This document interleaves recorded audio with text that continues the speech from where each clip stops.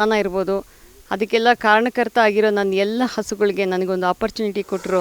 ಎಲ್ಲ ನಮ್ಮ ಸ್ಟ್ರೀಟ್ ಹಸುಗಳಿರ್ಬೋದು, ನಾವು ರೆಸ್ಕ್ಯೂ ಮಾಡಿರೋ ಎಲ್ಲ ಹಸುಗಳು, ಅವುಗಳಿಗೆ ಒಂದು ಥ್ಯಾಂಕ್ ಯು ಹೇಳ್ತೀನಿ. ಯಾಕಂದರೆ ಇವತ್ತು ನಾನು ವೀಣಾ ಕೇಶಮೂರ್ತಿ ಅಂತ ನಾನು ಒಂದು ಹ್ಯೂಮನ್ಗಿನ್ನ ನಾನು ಮಾಡೋ ಕೆಲಸದಿಂದ ನನಗೆ ಸನ್ಮಾನಗಳು ಸಿಗ್ತಾ ಇದೆ ಆ್ಯಸ್ ಎ ರೆಸ್ಕ್ಯೂಯರ್ ಆಗಿ. ಸೊ ಒಂದು ರೇಡಿಯೋ ಸಿಟಿಯಿಂದ ಚೇಂಜ್ ಮೇಕರ್ ಅಂತ ಹೇಳಿ ಆಗ ಒಂದು ಮಹಿಳಾ ದಿನಾಚರಣೆ ಕೊಟ್ಟರು. ಆಮೇಲೆ ಜಯಂತಿ ಸಮಿತಿಯಿಂದ ಕಳಿಸಿದ್ದಾರೆ. ಆಮೇಲೆ KSTC ಬಸ್ ಡಿಪೋಯಿಂದ ಒಂದು ಸನ್ಮಾನಗಳು ಮಾಡಿದ್ದಾರೆ ಮಹಿಳಾ ದಿನಾಚರಣೆಗೆ.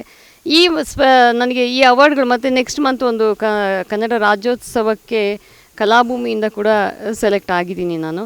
ಯಾಕೆ ಇವು ಹೆಮ್ಮೆ ಅನಿಸುತ್ತೆ ಅಂದರೆ, ನಾವು ಯಾವ ಕೆಲಸದಿಂದ ನಾವು ಫೇಮಸ್ ಆಗ್ತಾಯಿದ್ದೀವಿ ಅನ್ನೋದು ಸುಮಾರು ಜನಕ್ಕೆ ಒಂದು ಅಪ್ಡೇಟ್ ಆದಾಗ, ಅನಿಮಲ್ ರೆಸ್ಕ್ಯೂರ್ ಅಂತ ನಾವು ಹೆಚ್ಚಿಗೆ ಗಂಡಸರನ್ನ ನೋಡ್ತೀವಿ. ಇನ್ನೊಂದಷ್ಟು ಮಹಿಳೆಯರು ಮುಂದೆ ಬರಬೇಕು. ಹಸು ಕಂಡ್ರೆ ಭಯ ಪಡೋದು ಆ ಥರದ್ದೆಲ್ಲ ಮಾಡೋರಿಗೆ ಒಂದು ಮಾದರಿ ಆಗಲಿ, ಸುಮಾರು ಜನಕ್ಕೆ ಈ ಅವೇರ್ನೆಸ್ ಕ್ರಿಯೇಟ್ ಆಗಲಿ ಅಂದಾಗ ನನಗೆ ಬಂದಿರೋ ಪ್ರಶಸ್ತಿಗಳು ತುಂಬ ಸ್ಪೆಷಲ್ ಅನಿಸುತ್ತೆ.